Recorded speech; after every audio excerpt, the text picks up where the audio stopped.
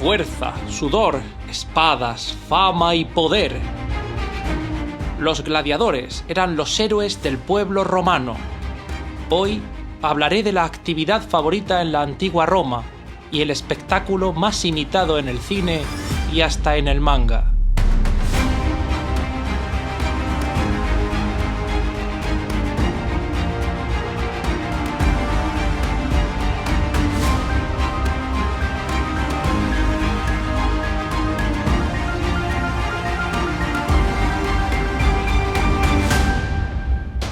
Cuando escuchamos la palabra gladiador, se nos viene a la cabeza la famosa película de Ridley Scott, protagonizada por Russell Crowe, Connie Nielsen y Joaquin Phoenix. O en tu caso, si eres tan joven que ni siquiera conoces Gladiator, te vendrá a la cabeza... qué sé yo. ¿Cómo es posible que no conozcas Gladiator? Digo conocer, no haber visto. Anda, que si hubiese mencionado Ben-Hur, El Gladiador Invencible, Espartaco, Los 10 Gladiadores... Bueno, pues estas son algunas de las películas más destacadas del género peplum. Es a través del cine y de la cultura popular como la mayoría llegamos a temas como el de los gladiadores, las batallas del Coliseo, las vidas de este tipo de guerreros sudorosos y semidesnudos que salen al ruedo dispuestos a morir y matar como si no hubiera un mañana, solo para contentar al público y conseguir con algo de suerte un poquito de gloria, 4 aplausos y... ¡su libertad! Pero hay mucho mito, mucha confusión y un sinfín de datos curiosos al respecto, así que me ha parecido interesante dedicarle algo de tiempo a documentarme sobre este tema y elaborar el guión de este vídeo en el que voy a explicar quiénes fueron los gladiadores, cuál es el origen de este tipo de espectáculos, cómo se llevaban a cabo y qué tipo de luchadores había, así como su importancia para Roma y su decadencia. Y por supuesto, hablaré de Cómodo, el emperador obsesionado con los gladiadores. También de quién corría con los gastos detrás de esta fiesta nacional y del papel de las mujeres, porque más de una vez bajaron a la arena, para sorpresa y gozo, de más de 50.000 espectadores, que son los que podía albergar un anfiteatro romano del siglo I, como es el Coliseo. ¿A quién no le va a gustar? Por cierto, ya sabéis que Coliseo no significa anfiteatro en latín, ni tampoco era ese el nombre oficial del que había en la capital del imperio. Se le llama Coliseo probablemente por la figura de El Coloso que había al lado, pero su nombre oficial era Anfiteatro Flavio. De la dinastía Flavia mejor hablamos otro día, tranquilamente, con una rueda de churros y un vaso de chocolate, porque aquí hay túnica que cortar. Hoy nos limitaremos a los gladiadores y los espectáculos que estos protagonizaban. Ubícate que andas un poco perdido. Estamos en la antigua Roma, no únicamente en el Imperio Romano, República e Imperio, ambos. Como ya sabes, la República abarca del 509 al 27 a.C., es decir, los 500 años antes de Cristo, más o menos, y el Imperio los 500 siguientes. Pero el origen de los espectáculos de gladiadores es un poquito incierto. No se sabe con seguridad cómo ni cuándo comenzó esta larga tradición. Los primeros combates, o luchas, que están registrados datan del 246 a.C. En este año, Décimo Junio Bruto enfrentó a 3 parejas de esclavos en un espectáculo en honor a su difunto padre, lo que no quiere decir que fuera el primero de la historia. Se cree que el origen se remonta a los antiguos funerales etruscos, o a una tradición de los samnitas, un pueblo que había en la península ibérica que, como todos los demás, fue conquistado por Roma.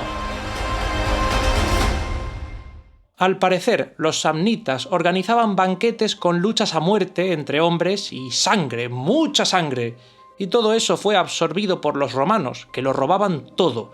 No tenían ideas originales, todo era copiado, todo. Lo que no era egipcio era griego, y lo que no, etrusco. El caso era innovar menos que Pokémon Ultrasol y Ultraluna. ¿Qué inventaron los romanos? ¿Nada?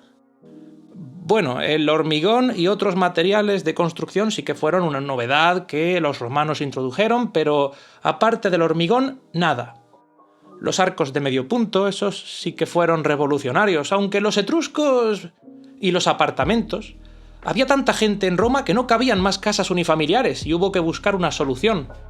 Y las carreteras, la famosa calzada romana, el calendario, los acueductos, la calefacción, el periódico, el alcantarillado... Bueno, pero aparte del alcantarillado, la sanidad, la enseñanza, el vino, el orden público, la irrigación, las carreteras y los baños públicos, ¿qué han hecho los romanos por nosotros? Fíjate cómo eran los romanos, que tomaron los teatros griegos, los transformaron en anfiteatros y donde antes se representaban las tragedias de Esquilo o Sófocles, organizaron combates de boxeo. El caso es que, por lo que sabemos, en Roma se organizaban este tipo de espectáculos desde por lo menos el 246 a.C. y hasta la época de su decadencia, que comenzó en el siglo III después de Cristo, con la crisis imperial, y ya terminó de hundirse esta tradición con la condena de, entre otros cristianos destacados, Agustín de Hipona, quien declaró que este tipo de espectáculos eran contrarios a la vida cristiana y a la salvación. Y aunque durante el siglo IV los combates seguían gozando de popularidad y de muchos espectadores que podían llenar un estadio, es decir, un anfiteatro, el emperador cristiano Constantino el Grande mostró su desaprobación con la tradición imperial. No llegó a prohibir los espectáculos de gladiadores, pero allanó el terreno para que sus sucesores lo hicieran. En el 393 después de Cristo también, Teodosio I prohibió las fiestas paganas y 6 años después, Honorio terminó de abolirlas, aunque no debió de ser muy firme su prohibición porque hubo de abolirlas de nuevo en el 404.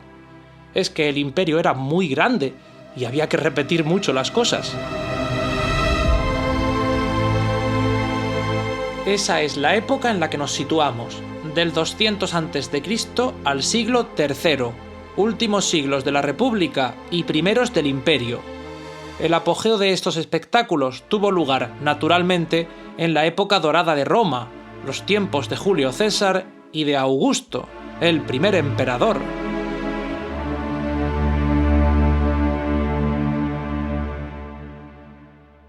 ¿Pero qué es exactamente un gladiador? La Real Academia Española lo recoge en su diccionario como la persona que en los juegos del circo romano luchaba contra otra o con fieras. Consultemos la etimología de la palabra. Gladiador proviene de gladius. Gladius en latín es espada. Cuando un romano de la época pensaba en gladius, no imaginaba un tipo fuerte descuartizando a otro, ni tenía en mente a Russell Crowe. Lo que quería decir era espadachín. Así pues, un espectáculo de gladiadores es el espectáculo de espadachines. No confundir con samuráis ni con mosqueteros, hablamos de personas armadas que combaten en la arena para divertimento de otras, y que por lo general usan una espada. Al contrario de lo que suele pensarse, no eran muertos de hambre, ni tampoco tipos condenados a muerte. Eran hombres con años de preparación y entrenamiento a sus espaldas, aunque es cierto que provenían de diferentes castas sociales y que muchos de ellos podían ser esclavos, criminales o prisioneros de guerra. Lo que también es cierto es que al convertirse en luchadores renunciaban a sus derechos y por tanto se convertían en ciudadanos no de segunda, sino de la casta más baja posible. Pasaban de ser hombres libres, los que fuesen libres, a objetos, útiles en manos de sus entrenadores, llamados lanistas, y de los patrocinadores. Por ley eran considerados propiedad del editor, que era quien ponía la pasta en el negocio. Este tenía autoridad para disponer de ellos a su antojo, e incluso asesinarlos. Puede parecernos una salvajada, pero debemos entender el contexto. Una sociedad claramente dividida entre hombres libres y esclavos. Y si pensamos en el mundo actual, vemos un claro paralelismo con, por ejemplo, los artistas musicales, que son las estrellas de nuestros días, quienes nos divierten y transmiten los valores de nuestro tiempo, referentes, ídolos de masas, y están en manos de productoras musicales, de grandes compañías e industrias. Claro, si piensas en tu primo el cantautor, no te parece que pueda llegar a tener una relación de algo parecido a esclavitud con su compañía o con una empresa. Pero mira a los coreanos, por ejemplo, no se esconden. Escuelas de músicos, bandas de K-pop con contratos salvajes para disponer de los artistas a su antojo. ¿Qué diferencia hay, me pregunto, qué diferencia hay con respecto a los gladiadores? ¿Que no luchan a muerte? Pero si es que este es otro mito, los gladiadores no morían. Quiero decir, no morían siempre. Se herían, sangraban, se hacían daño y combatían dando un espectáculo lo más sangriento y atractivo posible. Pero que un tipo al que has entrenado y mantenido durante 10 años muriera en la arena, eso era una pérdida enorme. Si inviertes una pasta en crear una máquina como esta, no la sacrificas, no en vano. Lo que pasa es que las películas y la cultura popular han exagerado mucho las cosas. Los gladiadores pertenecían a una escuela que era prácticamente su familia, y aunque estaban al nivel de los esclavos, no vivían mal, ni tampoco eran maltratados. Sí, eran marginados sociales, pero se veían como profesionales, y los más exitosos terminaban convirtiéndose en héroes del pueblo y recuperando o adquiriendo la libertad, además de una fortuna. Al fin y al cabo, el objetivo del editor, es decir, el patrocinador, de los gladiadores y por supuesto del emperador, era ofrecer un gran espectáculo que emocionara y satisficiera al público. Y pongámonos no solo en el lugar del editor, sino también del público. ¿Qué interés había en la muerte? Nada, era una época en la que la gente moría por cualquier estupidez. Una infección, bueno, adiós, ya me voy. La muerte estaba muy vista. Lo que querían era acción, combates emocionantes, sorpresas y sobre todo suspense. Ese era el éxito de un combate. Así pues, aunque algunos murieran, porque podía ser que murieran por muchos motivos, era algo que no se pretendía, salvo en contadas excepciones. Un combate a muerte era algo muy excepcional, y como tal, cuando se celebraba, pues vendía entradas como churros, o como lenguas de alondra, morros de nutria, o lo que fuera que se tomaba en las gradas por aquella época. Pero no combatían siempre a muerte los gladiadores, y también es un mito lo de las batallas campales. Lo normal era luchar por parejas.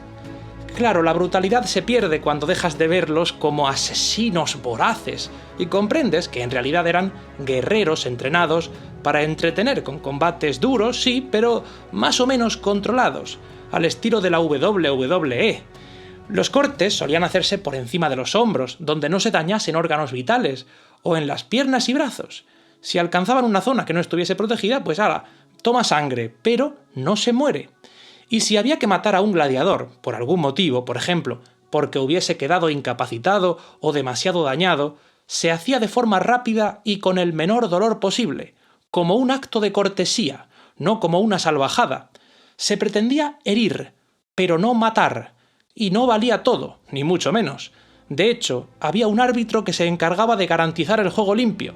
Sí, lo has escuchado bien, un árbitro. Llevaba una vara y estaba al lado de los luchadores, controlando el combate. Ese es un dato que Hollywood no quiere que sepas. Pero no eran simples peleas de 4 matados en la arena, no os confundáis. Había muchas modalidades de combate y espectáculos muy variados. Los anfiteatros estaban preparados con un complejo sistema de plataformas, pasarelas y túneles subterráneos para sacar fieras a la arena en cualquier momento y sorprender al público. La estructura del Coliseo de Roma es fascinante. Hoy hablamos mucho del Santiago Bernabéu y de sus reformas para convertirlo en un estadio modular, pero lo que hacían los romanos en sus anfiteatros, eso no tiene nombre. Hablando de fútbol, los espectáculos de gladiadores se parecían mucho a nuestros deportes actuales. Había árbitro, cartelería con el programa que el público podría ver, un gran número de espectadores en las gradas, apuestas, patrocinadores, tiendas y cantinas en las que comprar aperitivos y recuerdos, y a veces los patrocinadores repartían premios y regalos entre el público. Si encima te digo que los entrenadores de los gladiadores solían ser antiguos luchadores, pues ya está, lo mismo que el fútbol. Idéntico negocio, idéntico modus operandi. Y ya, si te cuento la historia de varios altercados que protagonizaron los hinchas, ni hablamos. Espectadores que, no contentos con insultar y gritar desde las gradas, terminan moliéndose a palos. El caso más famoso es el del enfrentamiento entre los hinchas de Pompeya y los de Nucera, durante una competición que tuvo lugar en la ciudad que más tarde quedaría sepultada en ceniza. Batalla campal, muertos a tutiplén y miembros amputados. Fue algo tan sonado en Roma que el Senado, como castigo, prohibió que se celebrasen los Juegos en Pompeya durante los próximos 10 años. Pero no os preocupéis por ellos, que levantaron el castigo antes de que se cumpliera la condena. El pueblo no soportaba, quería ver combates, necesitaba sangre. ¡Sangre! La importancia de los juegos. Citamos aquello de pan y circo y creemos que la función de este tipo de competiciones era mero entretenimiento, cuando era mucho más. Historiadores y arqueólogos como Jonathan Coulston afirman que este tipo de tradiciones ayudaban a afianzar el sentimiento de pertenencia al imperio, es decir, el patriotismo de los ciudadanos romanos, y por tanto ayudó a unir el imperio y mantenerlo fuerte durante siglos. Tú imagínate ser de un pueblo cualquiera, estar viendo que el pueblo vecino es absorbido por el imperio romano y que de la noche a la mañana tienen su ciudadanía romana, con sus derechos, con sus ventajas y lo más importante de todo, espectadores de gladiadores. Pues claro, te mueres de envidia y estás deseando que vengan los soldados a tu puerta. Hay noches que las pasas soñando que vengan a conquistarte. Y no hablamos del orgullo que supone ver que tu imperio, a diferencia de los bárbaros esos de la frontera, tu imperio, el tuyo, tiene el poder y la capacidad de traer animales y bestias exóticas como jirafas, leones o avestruces, y no solo traerlas, exhibirlas en la arena, además de sacrificarlas como si no fueran algo casi imposible de conseguir. Para Roma no hay nada imposible, el mundo es nuestro. No hay Frente Popular de Judea ni pueblo capaz de resistirse al atractivo del imperio. Además, esos combates y juegos servían como válvula de escape y desahogo a toda la rabia acumulada que los ciudadanos pudieran llevar dentro. Al fin y al cabo, gritarle a los gladiadores y presenciar sus batallas era una manera de dar rienda suelta a los impulsos violentos sin hacer daño al vecino. Vamos, que eran como los videojuegos, que uno se pasa la tarde atropellando viejas en el GTA o derrotando criaturas ficticias y se queda más manso que un slowpoke. Porque los juegos no hacen violento a nadie, por mucho que algunos digan, y las sociedades en que más populares son, por ejemplo, los videojuegos, son precisamente las más pacíficas. Otra cosa es que en Japón abunde la pedo. Por otro lado, los gladiadores transmitían valores fundamentales para la sociedad, con los que puedes estar o no de acuerdo, desde tu punto de vista contemporáneo, sin que a nadie le importe. Valores como la masculinidad, la fuerza, la valentía, la virilidad, eran una civilización que hacía gala de su poder y de su fuerza, así como de su riqueza y su capacidad para lograr lo imposible en el semicírculo de un anfiteatro. Antes de continuar, te invito a echarle un vistazo al resto de mi contenido, está todo aquí en mi canal de YouTube. Ya sabes que hablo de libros, de escritores, publico varias series en formato podcast. Sí, incluso tengo una sobre Pokémon o ambientada en el universo de Pokémon. Suscríbete, que seguro que no estás suscrito, y disfruta aquello que sea de tu interés. Y dicho esto, prosigamos.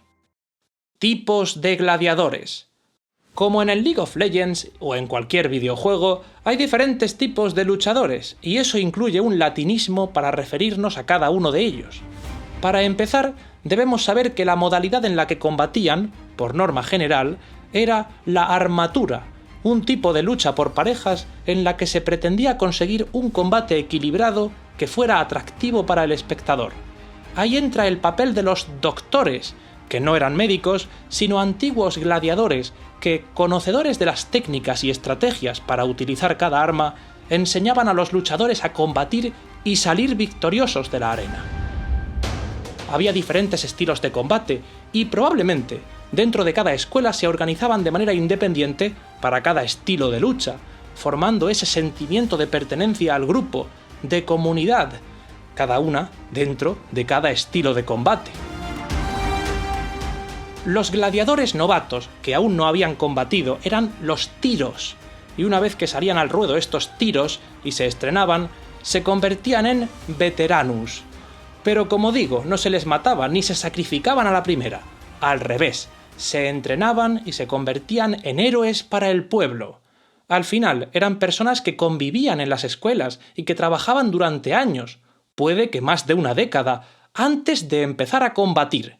Y dentro de cada escuela, salvo en contadas excepciones, había un potente sentimiento de hermandad y de familia. Vamos a ver los diferentes tipos de luchadores. El más sencillo es el Traex. Este iba vestido como los tracios, Traex, no sé si lo pronuncio bien. Iba vestido con un escudo curvo y una espada con forma de J. Su punto fuerte era la velocidad y la agilidad. Luego estaba el Secutor, cuyo nombre traducido sería perseguidor. El Secutor llevaba el brazo cubierto por una armadura y un escudo bastante grande.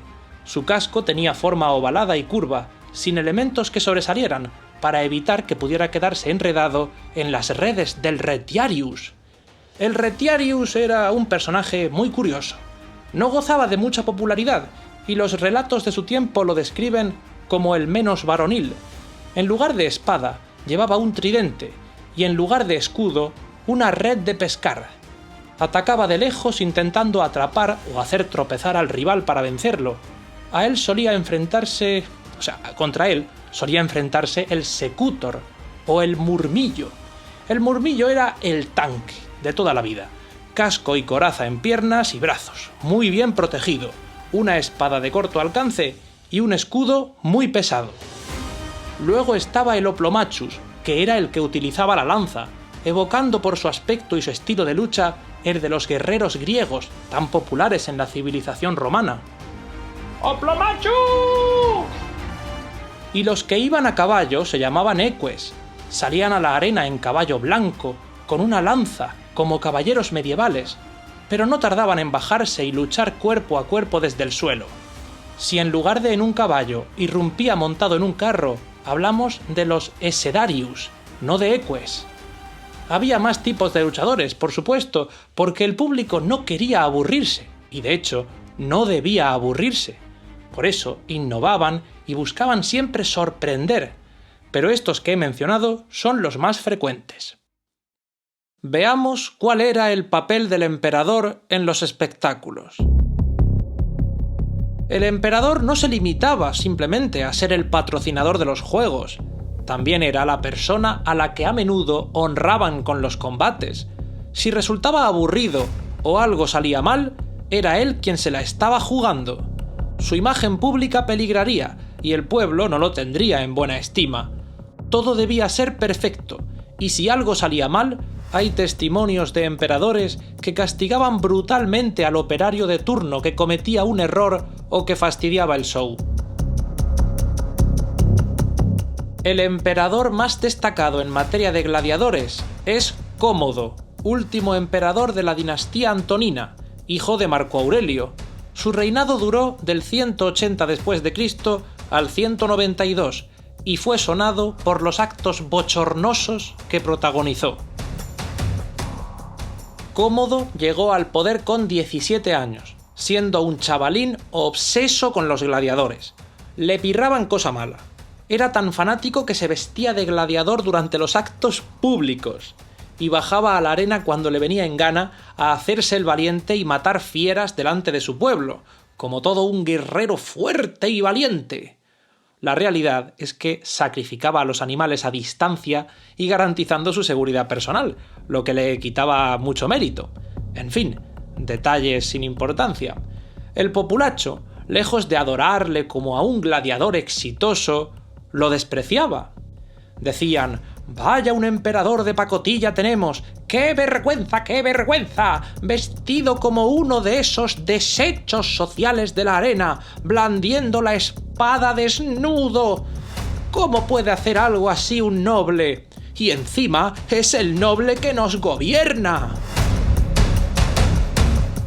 Claro, los gladiadores, por mucho que se diga, no dejaban de estar en lo más bajo de la pirámide social, y el emperador en el otro extremo. Era indigno que actuara como ellos, que se paseara en taparrabos ante los espectadores y que hiciera lo que no estaba reservado para un emperador.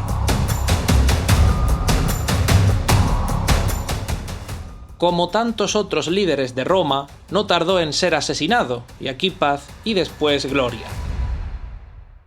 La otra pregunta que me queda por resolver en este vídeo es si había mujeres gladiadoras, o si éstas tuvieron algún papel en los espectáculos, y la respuesta es sí.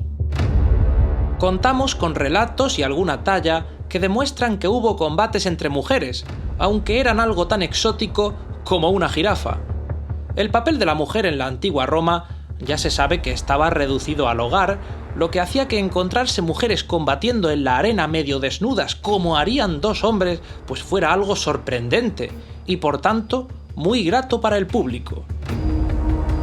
Nadie se enfadaba ni decía aquello de «¡Van a fastidiar el deporte! ¡Qué asco de feminismo!». No, más bien todo lo contrario. Si aparecía una mujer y blandía el arma con destreza, el éxtasis era generalizado. Vendían muchas entradas y atraían al público como la miel a las moscas, pero se ve que a algunos les parecía un escándalo y Septimio Severo prohibió los combates entre mujeres en el año 200.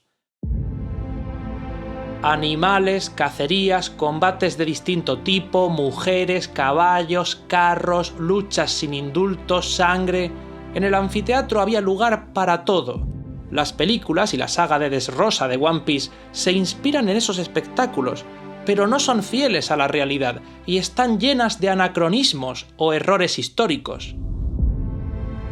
Ahora ya sabéis un poquito más sobre gladiadores y sobre la historia de Roma, pero por supuesto, os invito a explorar estos temas y todas las historias que os he contado. Soy José Marqué, puedes suscribirte, seguirme aquí en YouTube o también en Instagram y me despido hasta la próxima. Un abrazo, adiós.